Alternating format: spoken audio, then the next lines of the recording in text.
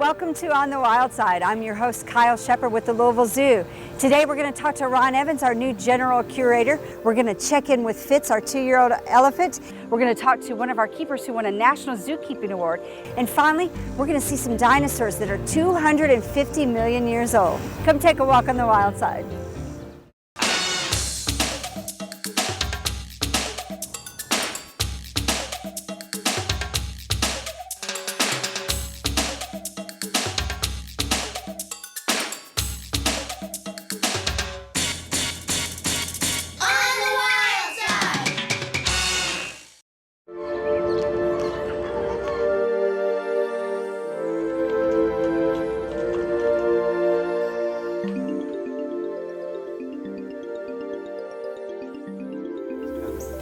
We're here in Gorilla Force with our newest member of our family, our zoo family, Ron Evans, who has been in the business for over 35 years. So let's talk a little bit about your career path and how you, what drove you to work with animals and your whole career path. Oh, well, yeah, I've always, like most people in the zoo business, in the animal part of the zoo business anyway, grew up around animals. My parents used to take us out camping a lot, so I was exposed to nature from as long as I can remember.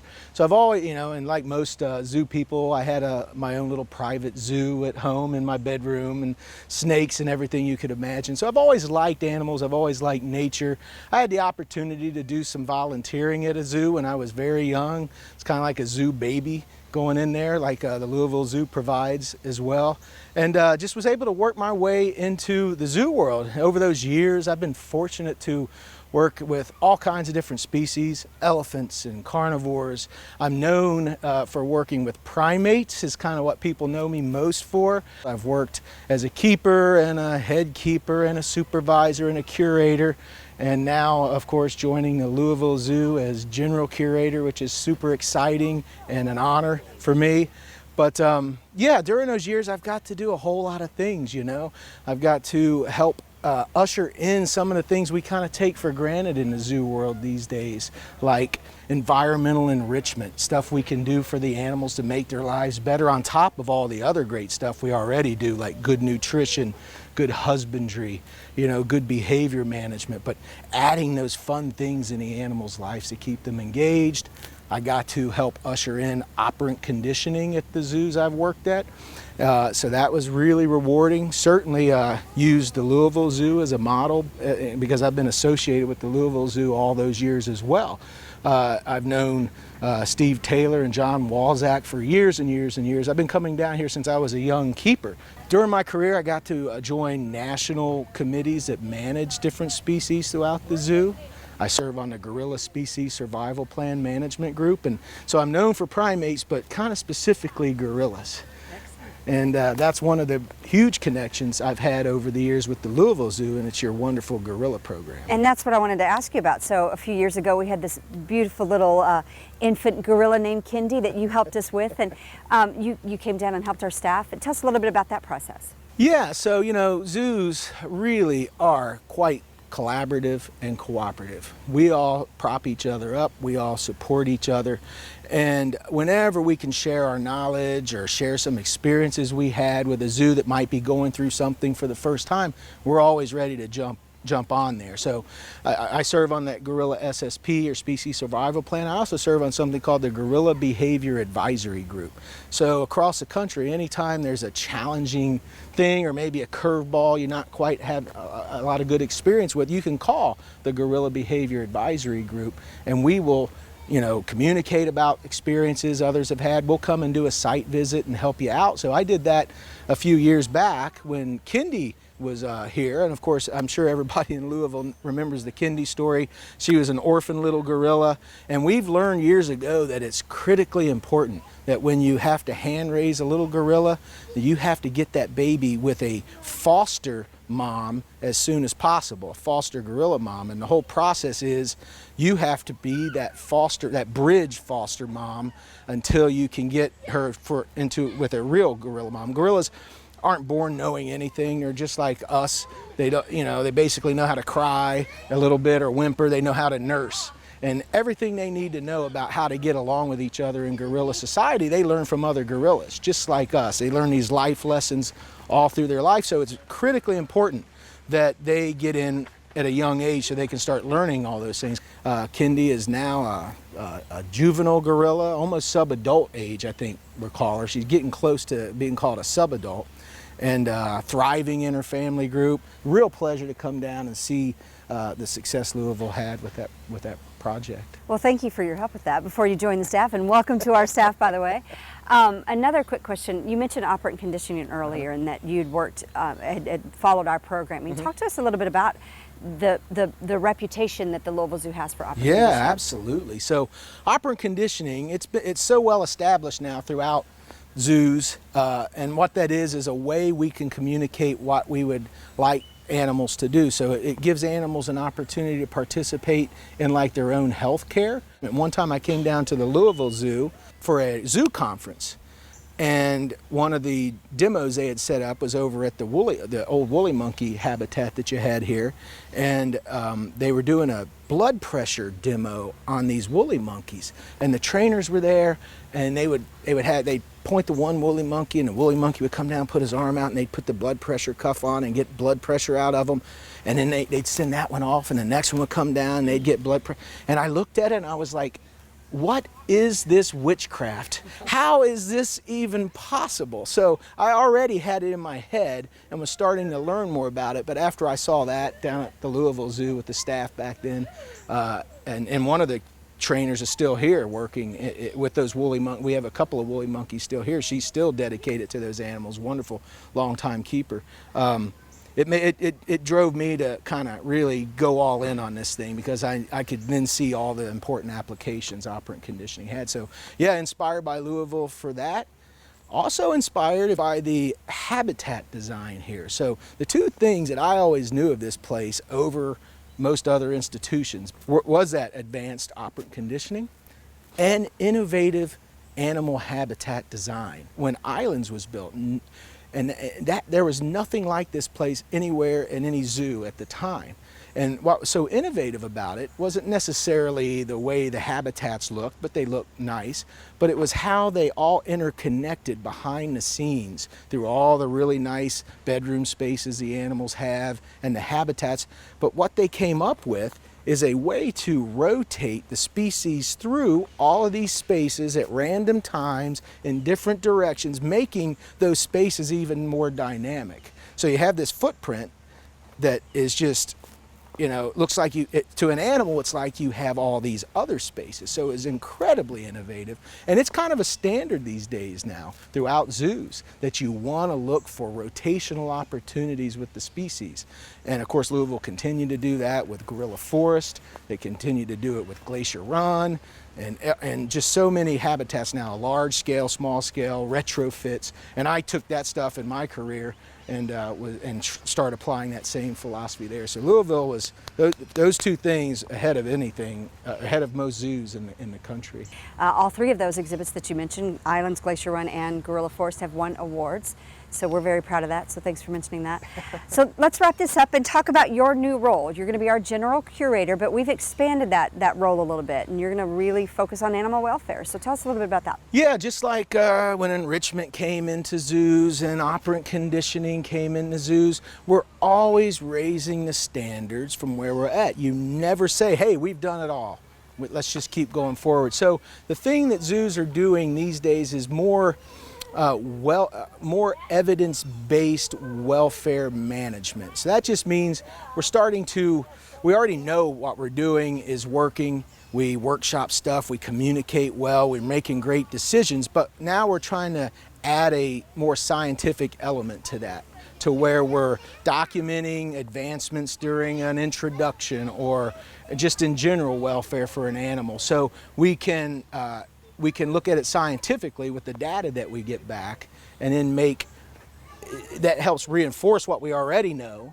And then sometimes you might learn something you didn't quite know by sitting down and doing these studies in a scientific way, where you collect the data, you look at the trends. I'm excited for in situ conservation. That was always a big part of my game. I've been fortunate to do a lot of in situ or remnant wild gorilla conservation work over the years. I've been over to Congo and worked with researchers over there.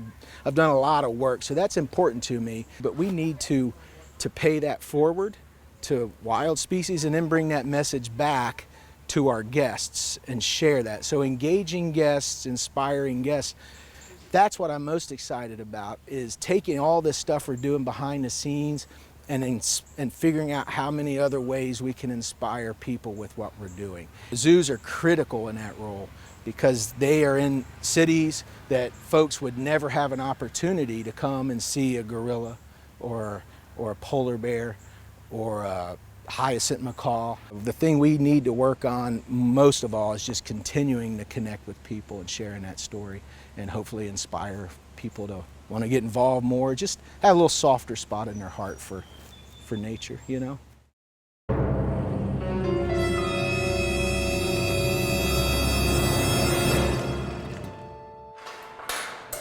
Hello, handsome. Hello, buddy. It was a shock at first. You're a good boy. Definitely a big surprise. Okay, that's all, buddy. Good boy. And it took a little bit to kind of sink in that that's what was going on, and might have cried a little. I got an email that I was going to be receiving the award, and it was a surprise because I had been nominated without my knowledge. It was a really nice, humbling experience to be told I was going to receive that. So the award is the Lutz Ruhi Professional of the Year Award, and it is given by the American Association of Zookeepers, which is an organization nationwide and expanding worldwide that honors and helps promote zookeeping. Mouth. So I currently work with the gorillas, as well as the pygmy hippos, the colobus monkeys, and the Schmidt's red-tailed monkeys. Zookeepers are very important to the zoo. Sometimes we see ourselves as kind of the grunt workers for the zoo. We're the ones that keep everything running. But really and truly, we're the heart and soul of the zoo.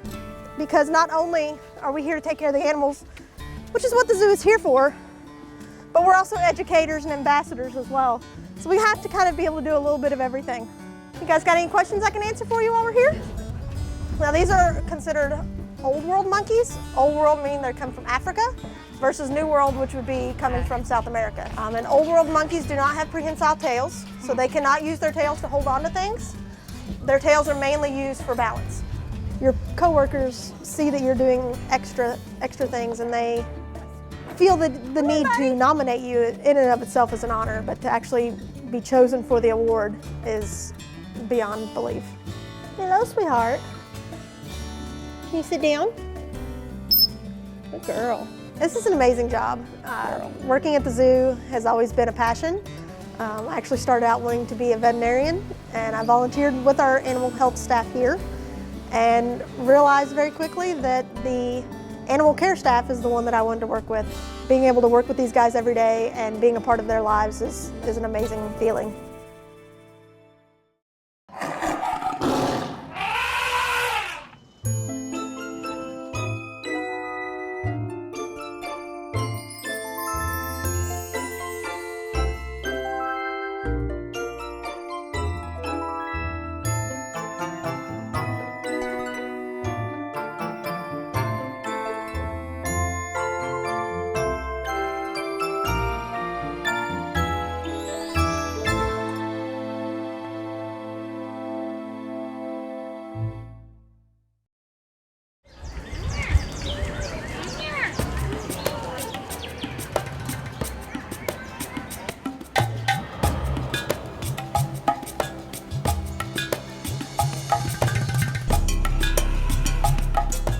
We're here at Elephant with our Assistant Director of Conservation, Education, and Collections, Steve Taylor, who you know.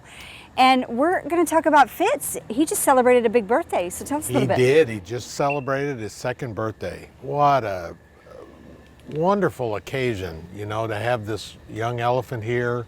He's doing great. He's almost 1,300 pounds now. Can you believe it? No. He still nurses, but he eats a lot of other food on his own. He'll probably nurse till, well, as long as mom will let him, which may be up to 3 years of age. But sometime this year, probably he'll transition over to an all-solid diet. Excellent. So he's 2, and his birth was pretty significant to not only the Louisville Zoo and our community, but to a larger picture. Tell us about that larger picture. Sure. You know, our population in North America of African elephants is not all that large, so every birth is important. But his birth is extremely important because it carries on the genes of his mom. His mom is what we call a founder animal. She actually came out of a culling operation in southern Africa back in the 1980s. So she's totally unrepresented in our population here in AZA facilities, except now with Fitz. So that makes him especially important. So people are seeing him nurse in the yard and seeing him take his daily walks with mom, and he's eating different foods now, as you were talking about. And then Punch is also in the yard. So tell us about, I know eventually the three of them will be merged. They are. We're still in the process of getting them together. We're just really cautious with him right now. Punch tends to be a disciplinarian, and so we just want to make sure that Fitz is going to be ready when they're totally together. But they see each other every day, they smell each other, they can talk to each other, so it's not like they're totally separated. And so that's working well. And actually from Punch's case, I think she's probably like, yeah, this is fine with me. So you talked about he's gained weight, he's nursing possibly to 3. Are there other milestones that we can expect to see him go through? Well, certainly once he finishes nursing is probably the next big milestone. And then it's growing up to be, you know, a big male elephant. So we'll be watching him as he matures. His tusks will start to come out some more, and we'll see him gain weight and get large. So I do want to let everyone know he likes to play in the mud. We put in a mud pile for him, right? Tell us about that. Well, enrichment activities are extremely important for all the animals we have here at the zoo. But one of the things that's at the top of the list for elephants is they love clay. And so we'll bring in a dump truck load of clay, mound it up, and then they'll eat some of it, they'll roll in it, they'll put it on themselves. It gets wet, becomes really kind of sticky, and they love that because that helps protect their skin. Anytime you see the elephants come out after getting a bath or something, they immediately are throwing whatever they can on their skin, and that's to help protect them from the sun and also biting flies, insects, things like that. You've been in this business for a long time. You've been here at the Louisville Zoo for quite a while as well. A few years. I'm sure Fitz is important to you. What was it like I mean, you've seen a lot and you've had a lot of really interesting animal experiences, but what was it like for you personally to see Fitz born, and what was that meaning for you? It was hard to describe how great it was that I was able to be there and actually see him being born at the time, and then watching him over those first few days, especially making sure that he was healthy, getting off to a good start. There's just not a lot that compares to that. So having that opportunity is something that I'll remember for the rest of my life. Thanks so much, Steve. We'll toss it on over. We're going to go see some dinosaurs here in a second, so stay tuned. Oh boy.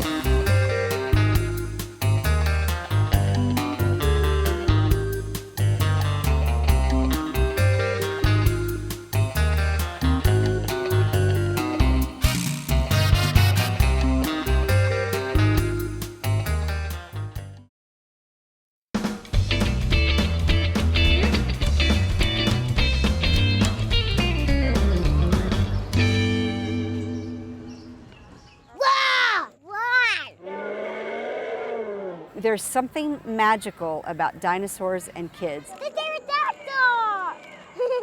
They know everything about dinosaurs. You want to be that one? That's like a raptor. A raptor. You like the raptor. Here at the zoo right now, we have Dino Quest dinosaur exhibit that's here temporarily through September 19th. We have 21 dinosaurs on campus right now, and they're spread throughout the zoo. You're the baby one. So as you're walking and visiting the animal ambassadors, between each of those stops, you're going to want to check out these dinosaurs. My favorite dinosaur is T-Rex. And the T-Rex tried to bite it, And they lose this too. You're going to see dinosaurs all the way back from the Jurassic and Triassic periods to the Cretaceous periods. So we're talking as old as 250 million years old.